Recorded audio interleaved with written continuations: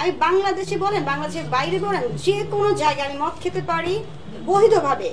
আচ্ছা আচ্ছা, খালামনিয়া মদ খাইতে পারেন বাংলাদেশও না, বাংলাদেশের বাইরে যে কোনো দেশেও খালামানি মদ খাইতে পারবেন, এতে কোনো সমস্যা হয় না। আপনারা যদি কেউ মদ খাইতে হন বুঝছেন নাকি, তা হয়েছে খালামানির লগে যোগাযোগ করেন যেন, আর বিনিময়ে খালামানির লগে কিছু সময় কাটাইতে পারবা। Everything is and fair and lovely.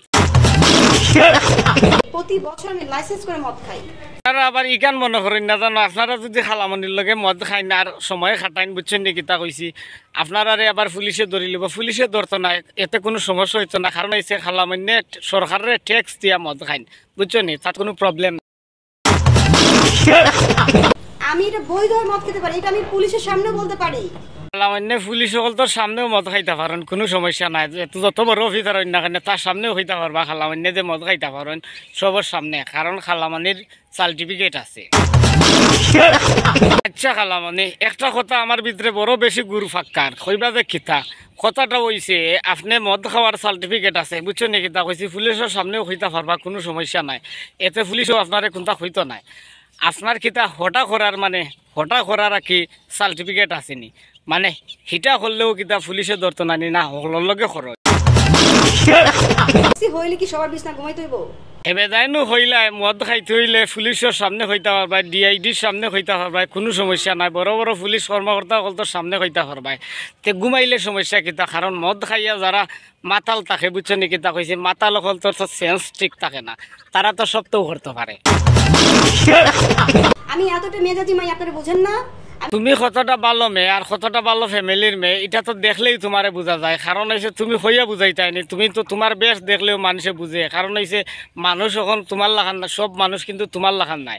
কারণ যারা সুস্থ সবল মানুষ আছে এরা কিন্তু তোমারে দেখলেও বুঝে তুমি কোন ফ্যামিলির মেয়ে, কতটা মানে সুস্থ না অসুস্থ একটা মেয়ে। যদিও তুমি কও যে তুমি সুস্থ, এটা কিন্তু কেউ মানিয়া নিত নাই। কারণ হয়েছে কইবা যে খেনে মানিয়া নিত নাই, তোমারে দেখলেই বোঝা যায় অসুস্থ বুঝছো নাকি, তা কইছে। আর তোমারে দেখলেই বোঝা যায় তুমি যে কতটা মানে বজ্জাত বুঝছো নাকি, তা কইছে। তোমারে দেখলেই বোঝা যায়। আর তোমার তো আচরণ তো আর মাশাআল্লাহ হওয়ার মতো নাই বুঝছো নাকি, তা কইছে ফুলের মতো পবিত্র।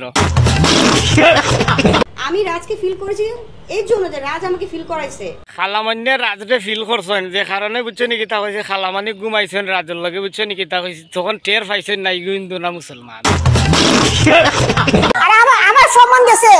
আরে বেটি মদকুরোর আর গাঞ্জাকুরোর আবার কিয় সম্মান, তোর আবার খিতার সম্মান, তোর সম্মান গেছে। তুই নু এবেদা হইলে যে একটু আগে নু হইলে যে তোর ফিল হয়েছে এর লাগি তুই দিছত, তে ফিল হয়েছে তো বালা কথা এর লাগি তুই দিছত, তে আর তোর সম্মান কিতা, তোর আবার কিয় সম্মান।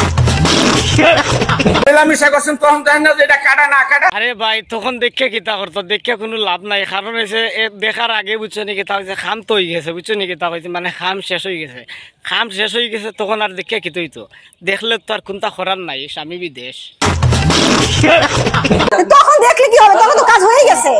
কাজটা যদি পরিপূর্ণ হওয়ার আগে দেখতো তাহলে না ঠিক আছে, কাজ যখন শেষ হয়ে গেছে বুঝছো নাকি, তা কইছি তখন দেখছে, তখন দেখে আর কিতা করতো, তখন তো কাজ শেষ হয়ে গেছে বুঝছো নাকি, তা কইছি।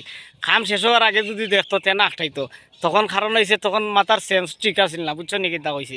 কোনটার লগে করে, উফলের লগে করেন না চেঙ্গর লগে করেন এটা বুঝছে না। আর বুঝছে তো তখন যখন হুশ জায়গাতে আইছে তখন বুঝছে যে এটা তো উফল, এটা তো চেং নাই। মানে একটা ধর্মের দাম আছে, একটা মায়ের ইজ্জতের দাম নাই ওদের কাছে। একটা মেয়ের ইজ্জত আছে ঠিক আছে, তবে একটা মেয়ে যদি থাকে এই মেয়ের ইজ্জত আছে, কিন্তু তোর মতো মেয়ের তো কোনো ইজ্জতের কোনো দাম নাই। কারণ তুই এলে মাথাল বুঝছস নাকি, তা কইছি। মদ খাইয়া তোর মাথার ঠিক থাকে না বুঝছস নাকি, তা কইছি। উল্টা পাল্টা মাতস, তোর মাথায় সেন্স কাম করে না, সেন্সে কাম করে না। কারণ হয়েছে তুই সুস্থ না, তুই অসুস্থ একটা রুগী। 10 কথার এক কথা হয়েছে যে এই মেয়েও দোষী ঝামেলা, এই ছেলেটাও দোষী। কারণ হয়েছে একটা হিন্দু ছেলে হইয়া একটা মেয়ের লগে মিলামিশা করে কিভাবে, এই হিন্দু ছেলেটা দোষী, সনভাবে দোষী।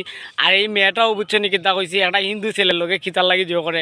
এ দিওটারে আইনের আওতায় আইনা শাস্তি দেওয়া উচিত। কারণ হয়েছে ই দিওটা মানে ধর্মর কলঙ্কর একটা দাগ লাগাইছে। কারণ হয়েছে এই মেয়েটা মুসলমান জাতির মাঝে একটা কলঙ্কর দাগ লাগাইছে, আর এই ছেলেটা হিন্দু জাতির মাঝে একটা কলঙ্কর দাগ লাগাইছে।